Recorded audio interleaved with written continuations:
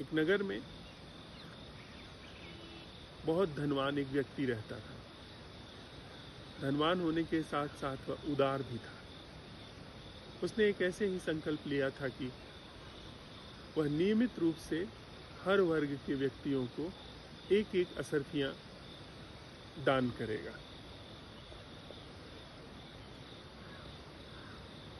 तो हर तरह के लोग उसके पास में जुटते थे। कभी वह भिखारियों को बुलाता था, हर भिखारी को एक एक असरफी देता था। कभी वह व्यापारियों को बुलाता था, कभी गृहिणियों को बुलाता था, कभी मौलवियों को बुलाता था, कभी किसानों को बुलाता था, कभी मजदूरों को बुलाता था, कभी वकीलों को बुलाया था। तो एक बार जब उसने वकीलों को बुलाया तो उसमें एक वकील था जो थोड़ा लोभी था। वकील का मतलब ही लोभी होना होता है।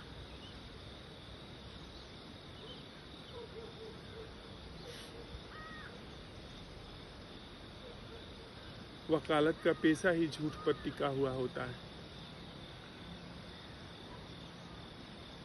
जिन पेशों को कुछ जानने वाले लोगों ने वर्जित किया, लिटरली वर्जित किया है, उसमें एक है वकालत। तो वो भी आया। यद्यपि वकील हिसाब किताब बिठा लेते हैं, लेकिन वहां पर उसने अपना नियंत्रण खो दिया। उस धनिक की एक शर्त थी कि जब वह देगा तो कोई कुछ बोलेगा नहीं। अगर किसी ने कुछ मांग कर दी तो उसे नहीं मिलेगा। इस वकील से रहा नहीं गया। इसने देखा कि असरफियों का ढेर लगा है, वो धनिक व्यक्ति एक एक असरफी उठा करके दे रहा है। उसने सोचा कि बस कहने की देर है और दो चार असरफी भी दे देगा।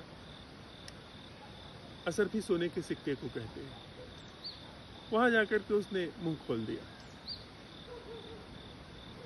उस व्यक्ति ने उसे कुछ नहीं दिया। यह बात उसे और चोट कर गई।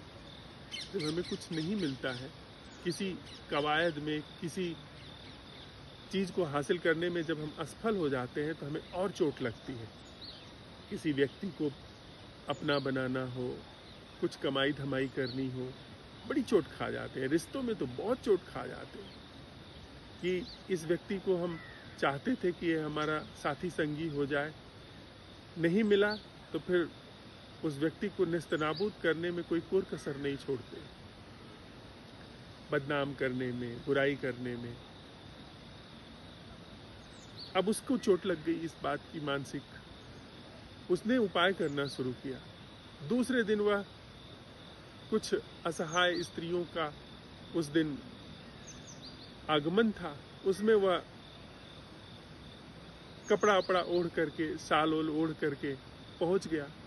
लेकिन उस व्यक्ति ने उसे पहचान लिया, उसे निकाल दिया। फिर वो कुछ और ढंग बना करके कभी गया, पर उसे वो पहचान लिया। नजर तेज थी, देखते ही वो पहचान जाता था। फिर उसने एक और उपाय किया। उसने एक दूसरे आदमी को तैयार किया और कहा कि तुम मुझे एक ताबूत में लेकर के चलो और रास्ते के किनारे रख करके खड़े हो जाना। तो उसने उसे ताबूत में बांधा, जैसे लाश बांधते हैं, और लेकर के गया। ताबूत खुला हुआ था और वो व्यक्ति वहीं पर खड़ा हो गया। जब उसकी सवारी गुजरी तो उसने देखा कि कोई लाश पड़ी है। उस धनी व्यक्ति ने जेब से उसने एक सोने का सिक्का निकाल करके उछाल दिया। यहाँ सामने एक बाज बैठा है।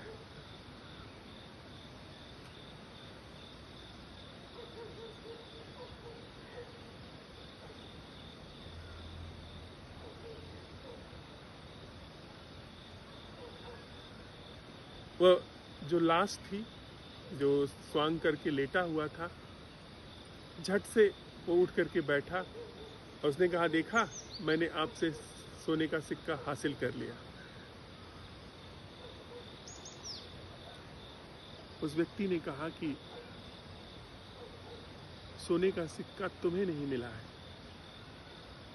तुम्हारी मृत्यु को मिला है। तब से एक कहावत प्रचलित हो गई अरब में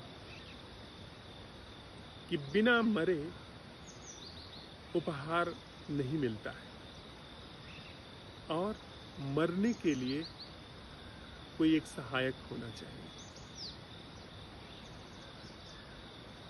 बिना सहायक के भी नहीं मिलता और बिना मरे भी नहीं मिलता। वह जो ईश्वर का प्रसाद है वह बिना मरे नहीं मिलता। यह कहानी महत्वपूर्ण है। यह कहानी दोनों ध्रुवों को एक साथ जोड़ती है। एक कि हमको मरना भी है और हमको उपस्थित भी होना है, और वह जो उपस्थिति है वह हमारी नहीं है, वह उपस्थिति किसी और की है। अब आप समझे इस पूरी कहानी के मर्म को। ये हजारों साल पुरानी कहानी है और वही कीमिया आज हम आप मांझ रहे हैं। जब हम आप कहते हैं कि वह अटेंडिंग क्या है जो मेरे द्वारा नहीं की जा रही है, तो इसका मतलब कि कोई और है वहां पर, कुछ और शक्ति है जो मैं नहीं हूं, वो वहां पर अटेंड करने आ रही है, उसको अटेंडिंग का अवसर मिल रहा है। साथ ही मेरी परिपूर्ण मृत्यु हो रही है। मेरी परिपूर्ण मृत्यु और साथ ही किसी और की उपस्थिति, उसमें जीवन का महाप्रसाद उतरता है।